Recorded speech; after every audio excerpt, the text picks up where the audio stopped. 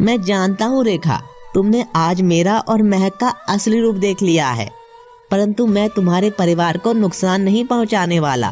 पर वो नागिन बार बार तुम्हारी बेटी को मारना चाहती है। ऐसा ना बोले गुरुदेव, आप जो भी बोलेंगे मैं करूंगी। बस उस नागिन को इस घर और बेटी की जिंदगी से दूर करें। अब मैं उसका मनहूस साया अपनी बेटी पर नहीं पड़ने दूंगी। ठीक है, बस तुम मेरी सहायता करो। श्रीकांत ये बोलकर रेखा के कमरे से चला जाता है। अगले दिन रेखा और श्रीकांत विजय को कमरे से बाहर लाने के लिए घूमने का प्लान करते हैं और सबके सामने रेखा बोलती है, दीदी मैं सोच रही थी कि विजय कुछ दिन से घर से बाहर नहीं गया और हम सब के लिए भी कुछ अलग माहौल हो जाएगा। चाची जी, आपने बहुत अच्छा सोचा। मेरा भी बहुत मन था बाहर जाने का। ठीक है, अगर तुम सबको यही सही लगता है तो चलो तैयारी करो चलने की। महक फिर से डर जाती है और विजय को मना करती है जाने के लिए। विजय, अभी तुम्हारी तबीयत ठीक नहीं है, तुम मत जाओ बाहर। महक, तुम बिना बात के जिद कर रही हो। तुम सब लोग मेरे साथ हो तो मुझे कुछ नहीं होगा। अगर कुछ हुआ भी तो हमेशा के लिए तुम हो ना, मुझे बचाने के लिए। और हंसने लगता है। विजय, ये मजाक का समय नहीं है, समझो मेरी बात को। महक, तुम जाकर तैयार हो जाओ, थोड़ी देर में चलेंगे हम सब। महक बहुत कोशिश करती है विजय को रोकने की, पर विजय नहीं सुनता और कुछ समय बाद सब लोग घूमने के लिए बस से निकल जाते हैं। अचानक सामने से ट्रक आ जाता है और गाड़ी पुल पर लटक जाती है। सब डर जाते हैं और डर के मारे आंखें बंद कर लेते हैं। श्रीकांत मन ही मन महक को बोलता है, नागिन अब कैसे बचाएगी अपने परिवार को। महक सबको अपनी शक्ति से मूर्छित कर देती है और फिर खिड़की से नागिन रूप में निकल जाती है और एक विशाल नागिन में बदल जाती है। फिर अपनी पूंछ से बस को खाई में गिरने से बचाने की कोशिश करती है और वो कामयाब भी हो जाती है।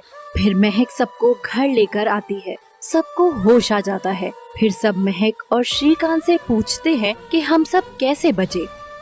मुझे कुछ भी नहीं पता, मैं भी बेहोश हो गई थी, पता नहीं कैसे। जब मुझे होश आया हम सब अपने घर में सही सलामत थे और मैं आप सबको जगाने की कोशिश में ही लगी हूँ तब से। विभा श्रीकांत से पूछती है, क्या आपको इस बारे में कुछ पता है श्रीकांत? नहीं, मुझे भी कुछ नहीं पता।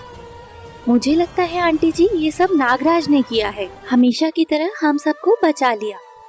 सब लोग नागराज की मूर्ति के सामने जाते हैं और हाथ जोड़कर प्रार्थना करते हैं और धन्यवाद भी देते हैं।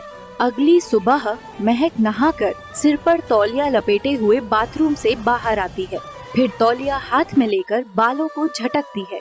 तभी विजय पीछे से आ जाता है और कुछ पानी की बूंदें विजय के ऊपर गिर जाती हैं। मुस्कुराकर बोलता है, महक की मूर्ति मुझे छूकर कुछ हलचल कर रही है। तुम्हें ऐसे देखकर लगता है बस ऐसे ही देखता रहूं। अच्छा जी, ऐसे ही देखते रहोगे तो तुम बहक सकते हो। इस नूर को देखकर कोई भी बहक सकता है। महक शर्माते हुए अपनी पलकों को झुका लेती है और जैसे ही आगे बढ़ती है उसका पैर पानी से फिसल जाता है। महक गिरने ही वाली होती है, तभी विजय महक को पकड़ लेता है। इतनी आसानी से गिरने नहीं दूंगा मैं तुमको। कब तक? जब तक मैं जिंदा हूँ। महक संभल कर बोलती है, विजय, कभी किसी को देखकर तुम्हारी धड़कनें तेज हुई हैं? खुद पर काबू खोने लगा हो, बस मन करे उसका हो जाऊं या उसको अपना बना लूं। हाँ, मेरे साथ हमेशा ऐसा होता है, किसी को देखकर। महक गुस्से में पूछती है, किसको देखकर? कौन है वो? विजय महक को पकड़कर अपने पास खींच लेता है। हमेशा जवाब देना जरूरी नहीं होता, कुछ सवालों के जवाब खुद आंखों से ढूंढने पड़ते हैं मेम साहब। मुझे तो इन आँखों में बस मैं ही दिख रही हूँ। अभी बस आंखें ही देखी है तुमने, कभी तुम्हारे पास होने पर मेरी धड़कन कितनी तेज हो जाती है ये सुनना। कितना झूठ बोलते हो तुम। वैसे आज क्या हो गया तुमको? कैसी बहकी बहकी बातें कर रहे हो?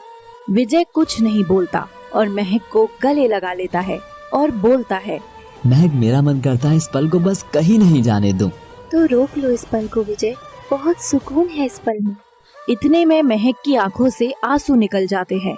महक, तुम्हारी ये नम आंखें मुझसे बहुत सवाल करती हैं। इन सवालों के जवाब भी इन आँखों में ही है।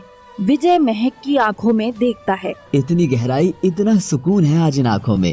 महक की आंखें हैं या जन्नत, मुझे बस मैं ही नजर आता हूँ इसमें, और मुझे मेरा जहाँ नजर आता है इसमें।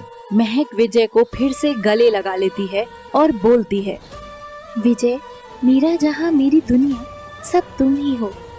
तुमसे शुरू होकर मैं तुम पर ही खत्म हो जाती हूँ। महक, मुझे नहीं पता कैसे, पर कुछ ही दिनों में तुमने जो मेरे लिए और मेरे परिवार के लिए किया, मैं खुद को रोक नहीं पाया तुम्हारा होने से। अब कुछ भी करना चाहता हूँ सिर्फ तुम्हारे लिए। विजय, ये कुछ दिनों का नहीं, जन्मों का प्यार है। महक विजय को छोड़ती हुई बोलती है, आज ही सारा प्यार दिखाना है विजय, कोई आ जाएगा। लेकिन मुझे बहुत कुछ कहना है तुमसे, बहुत कुछ सुनना है, सुनाना है। तुम तो ऐसे बोल रहे हो जैसे बहुत सालों की शिकायत करनी हो मुझसे। हाँ, कुछ ऐसा ही समझ लो। रात को मैं तुम्हारा इंतजार करूंगा महक, मंदिर के पास। महक मुस्कुराते हुए बोलती है, अगर मैं नहीं आई तो? ऐसा हो ही नहीं सकता। तुम्हारी आंखों में प्रेम है मेरे लिए, तुम मुझसे मिलने जरूर आओगी, विश्वास है मुझे मैडम। तभी वहाँ किसी के आने की आहट सुनाई देती है। महक दीदी, जरा इधर आना। महक नंदिनी के पास जाती है और बोलती है, क्या बात है नंदिनी, बहुत खुश नजर आ रही हो आज तो। हाँ जी, आज मेरा रिजल्ट आया है और मैं बहुत अच्छे अंकों से पास हुई हूँ। ये तो अच्छी बात है, ऐसे ही मन लगाकर पढ़ाई करो। दीदी, पता नहीं मम्मी क्यों हमेशा मुझे आपसे दूर रहने के लिए बोलती रहती है। आप बहुत अच्छी हो, फिर भी हम सबको अच्छे लगे ये जरूरी तो नहीं है नंदिनी। वैसे क्या बोला चाची जी ने तुमको? मम्मी बोली कि मैं आपसे दूर रहा करूं। आप अच्छी नहीं हैं, मुझे नुकसान पहुंचा सकती हैं। मैं अच्छी नहीं हूँ, लेकिन क्यों? अब ये तो मम्मी जानती होंगी या उनका वो रिश्तेदार। रिश्तेदार, वो श्रीकांत? हाँ वही, और कौन होगा? क्यों, उसने भी तुमको कुछ बोला क्या? हाँ, वो बोल रहे थे जब तक महक इस घर में है उनका कोई भी काम सही से नहीं होगा। और दीदी, मैंने तो ये भी सुना कि वो तुमको यहाँ से निकालने के लिए कोई तरकीब निकालेंगे। कैसी तरकीब? ये तो मैं नहीं जानती, पर तुम कहीं जाना मत दीदी। ठीक है मेरी गुड़िया, मैं हमेशा तुम्हारे साथ रहूंगी। तभी रेखा की चिल्लाने की आवाज आती है, कोई तो मदद करो मेरी, विभा दीदी को सांप ने काट लिया है। महक अपनी आंखें बंद करती है और अपनी दिव्य दृष्टि से देखती है कि आहूजा ने सांप बनकर विभा को डस लिया है। ये सुनकर विजय दौड़कर विभा के पास जाता है और पूछता है, अरे कहाँ गया वो सांप? रेखा एक तरफ इशारा करती है और बोलती है, उधर की तरफ। हे भगवान, अब क्या होगा? कोई डॉक्टर को लेकर आओ। तब तक महक भी नंदिनी के साथ वहाँ पर पहुँच जाती है। विजय, इनको उठाकर नागराज की मूर्ति के सामने ले चलो, वही इनको ठीक कर देंगे। महक तब तक अपनी शक्ति से घर के आंगन में एक सांप प्रकट करती है जो सपेरा बन जाता है। सुंदर बीन की आवाज सुनकर बाहर आता है और बोलता है, महाराज, आप सही समय पर आए हैं।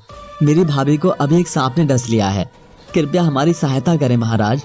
देखिए, हम आपके घर में नहीं आ सकते, परंतु जिसको सांप ने काटा है आप उसको बाहर आंगन में उठाकर ले आओ। विजय और सुंदर विभा को आंगन में लेकर आ जाते हैं। सपेरा जानता था कि अगर वो बीन बजाएगा तो महक को तकलीफ होगी और वो अपना आपा खो देगी, नागिन रूप में भी आ सकती है। इसलिए वो महक को बोलता है, लड़की, तुम पास वाले मंदिर से कुछ भांग के पत्ते ले आओ, तब तक मैं इनका इलाज करता हूँ। महक मंदिर की तरफ चली जाती है। आहूजा मानव रूप लेने ही वाला होता है कि सपेरा बीन की धुन बजाना शुरू कर देता है। उसकी शक्ति की वजह से आहूजा मानव रूप नहीं ले पाता और सांप रूप में ही झाड़ी में जाकर छुप जाता है। ये क्या हो रहा है? मैं मानव रूप क्यों नहीं ले पा रहा हूँ? अगर ऐसे ही सांप बना रहा तो बीन की धुन सुनाकर ये सपेरा मुझे जहर वापस पिलवा सकता है। सपेरा बीन बजाता है। आहूजा खुद को रोकने की बहुत कोशिश करता है, लेकिन बीन की धुन से वो अपने ऊपर काबू खो देता है और उसको झाड़ी से बाहर आना ही पड़ता है। विजय आहूजा को सांप रूप में देखकर, क्या ये वही सांप है जिसने माँ को डसा था? हाँ, मुझे यही लगता है। सांप मजबूर होकर धीरे धीरे विभा के पास जाता है और जहर को वापस चूस लेता है और फिर वापस चला जाता है। अब मैं चलता हूँ। जब वो लड़की आए पत्ते लेकर, उसको पीस कर जिस जगह सांप ने काटा था वहाँ लगा देना। सपेरा चला जाता है। फिर कुछ समय बाद विभा को धीरे धीरे होश आने लगता है और महक भी मंदिर से बाहर आ जाती है। विजय, लो मैं भांग के पत्ते ले आई। ठीक है, इसको पीस लेना और माँ को लगा देना।